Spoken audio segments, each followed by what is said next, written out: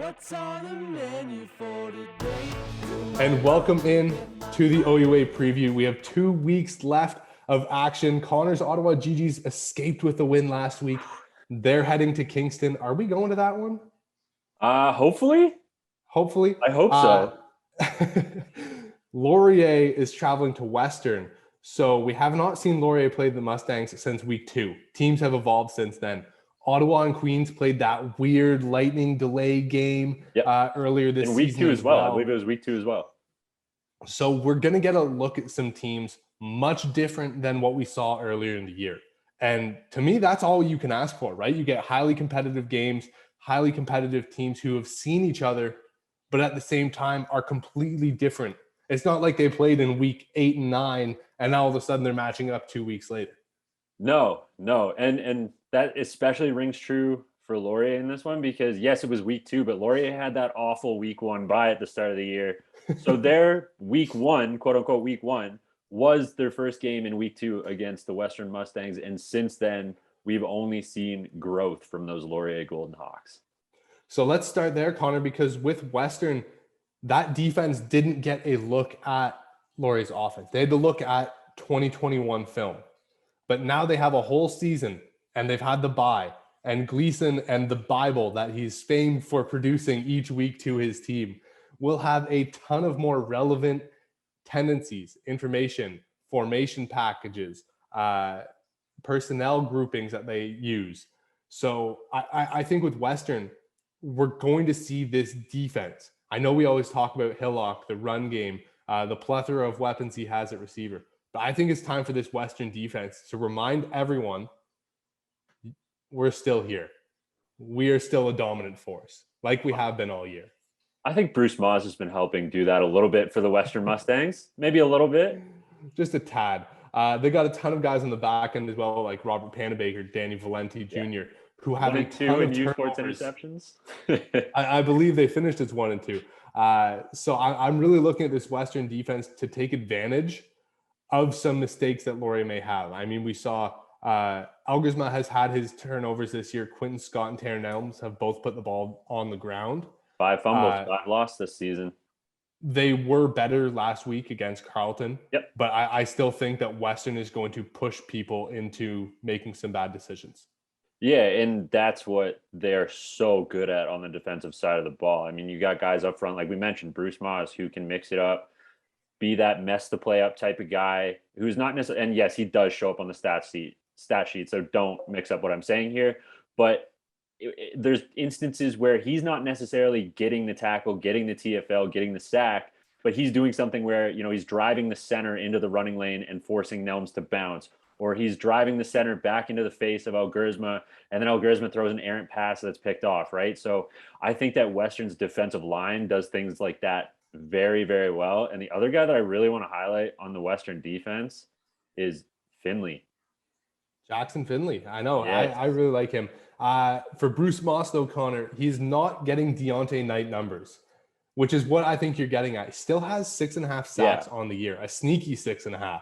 They are. But when you look at the sheer volume of numbers that Knight put up in their Vanier run in 21, you kind of like, I don't know, you always get, it's like with Queens, we expected them like, oh my God, how are they going to ever replace Anthony Federico?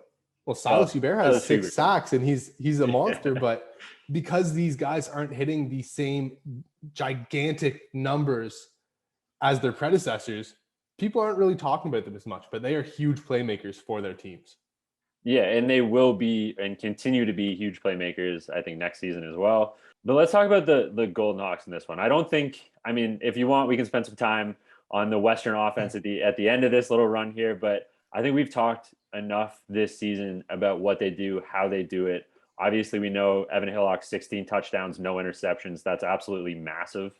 You're not turning the ball over when you're putting it in the air. He has not thrown an interception this season. And I will say, going back to, I guess I said I wasn't going to spend some time, but now I am. I will say, going back to that first game against Laurier, and I know it was week 2, but he threw 15 passes for 200 yards and 4 touchdowns. Mm-hmm. Pretty good showing. Yeah. Okay, with Laurier, I want to talk about 3 things. Ethan Jordan, Raiden Thorne, and because of that, Taylor Elgersma. Because this is where I know they're going to really dive into the run game. But Connor, to me, that's where this offense takes the next step, elevates themselves to compete for a Yates Cup. And that's when Jordan and Raiden Thorne can make plays. They are so athletic. And whether it's a rail shot or it's a quick screen or a slant to help beat a +1 like we saw in the Battle of Waterloo, these guys can take it the distance. And that's so important when you're playing a team like Western. You need a cheap score where you can just kind of dump it off or get a chunk play and flip the field, because you don't know how many times you can drive the field consistently. So to grab that quick action and those quick points is vital for this Golden Hawks team. I like what you said, because it kind of lends itself to my next point here, which Laurier has the team and the playmakers that match up almost identically to the Western Mustangs. Like the way Laurier attacks the game, the way Laurier has played football this year, is the closest representation to the Western Mustangs that I have seen this season. You got two backs in the backfield that can make big plays. You got a quarterback with a big arm that can shoot it down the field. You got wide receivers all over the field that can make plays at every single level. To me, it's, are they going to play mistake-free football? That's what it comes down to. And Connor, let's go to the other game now. Ottawa at Queens. Run game on run game. We may get to see James Keenan back from his lower body injury this week. But if not, Alex Freakin's been fine. He's shown exactly what we all thought he was as a recruit. A great, calm presence who can take shot plays, hit throws at every level, and he's athletic enough to run.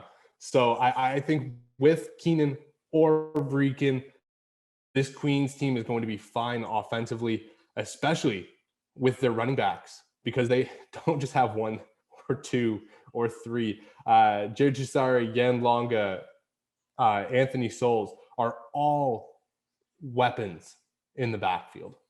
All have proven to make plays, all prove that they can drop a shoulder and keep going, catch the ball out of the backfield, get into the end zone.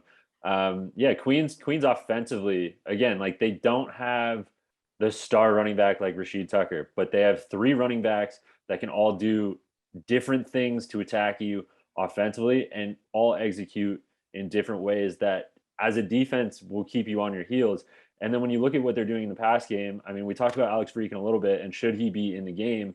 He had the one game where he tried to force a lot of things, and that caused some errors. But since then, it just is smooth, not forcing things, calm, like you said, making the right reads. But you need the playmakers. If you're going to play that style, you need the playmakers that Queens has on the outside to get down the field, get into the end zone. When Freakin's throwing the ball downfield, when he opens it up, he's putting the ball in places where it allows his receivers to go get the ball and make a play. He's keeping it away from the hands of the DBs. I really like how he attacks the air. And let's talk about the GGs. Is it JP Simonkinda and a very tough defense, or is Ben Miracle going to be able to make the throws? Because we know Queens is going to stuff the run. They held Adam Williams under 5 yards of carry, which I know if you're listening from the American point of view, like 5 yards carry, that's great. 2 downs to get the 10. So the 4 yards of carry was huge for Queens because it kept Toronto in second and long. Can they do the same with JP Simonkinda? That'll be the main question. How does Queens handle JP Simonkinda? We know Ottawa is going to run the ball. Their offense seemingly runs through Simonkinda. But the other thing that I want to look at, and you touched on Ben Miracle making the throws. When Miracle's on. He's firing. He's making plays, getting his receivers downfield. Deep shots to Oladejo, deep shots to Gendron. Like, he has the ability to push the ball when the pocket's clean. And that is going to be paramount against these Queens Gales, who finished the season with 23 sacks, second to only the Western Mustangs.